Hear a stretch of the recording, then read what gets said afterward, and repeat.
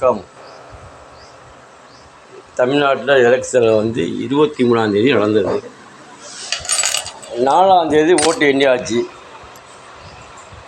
விஜய் அவர்கள் 108 எம்எல்ஏக்கள் ஆகிட்டு வந்திருக்காங்க, சேர்த்துருக்காங்க. சுயேட்சா தனியாளர் நின்று தனியாளர் நின்று 108 எம்எல்ஏ வந்திருக்காங்க. இவ்வளோ லேட்டு எதுக்கு பண்ணணும்? இவ்வளோ லேட் எதுக்கு பண்ணணும்? இவ்வளோ எதுக்கு நேரத்தை போக்கணும்? நாட்டில் என்ன நடக்குது? நாட்டில் என்ன நடக்குது? சீக்கிரமாக கவனம் அழைக்கணும். அழைச்சி பதவியை பிரமாணம் பண்ணி வைக்கணும். அப்படி சொல்ல லேட்டாக போனால்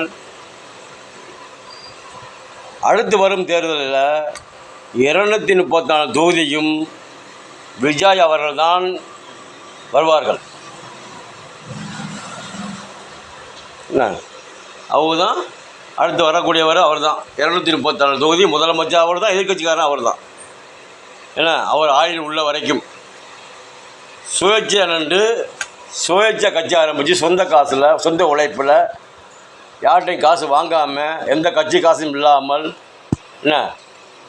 பாடுபட்டு இரவும் பகலும் உழைச்சி பாடுபட்டு முழிச்சு தூங்காமல் பாடுபட்ட காசை செலவழித்து மக்களுக்கு நல்லது பண்ணணும்ட்டு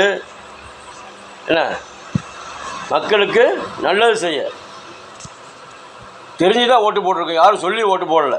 தமிழ்நாட்டு மக்கள் ஏற்கனவே எம்ஜிஆருக்கு போட்டிருக்காங்க, காமராஜ், அதுக்கு முன்னாடி காமராஜுக்கு போட்டாங்க, பத்துவாசலத்துக்கு போட்டாங்க,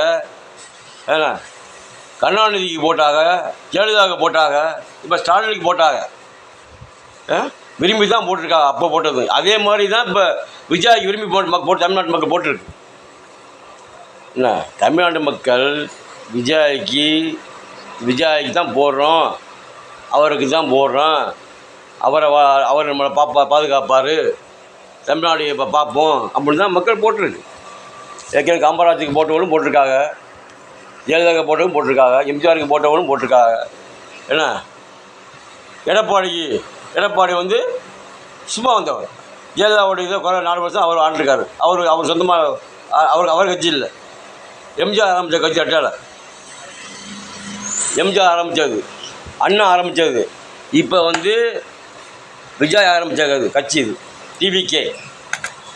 டிவிகேங்கிறது விஜய் உண்டு பண்ணது, யாருடைய கட்சியும் இல்லை.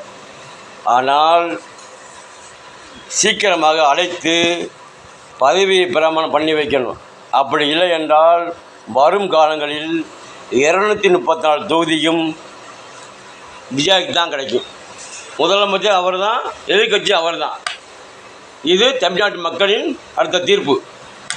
விரைவில் அழைத்து பதவி பிரமாணம் பண்ணி வைக்க கேட்டுக்கொள்கிறேன்.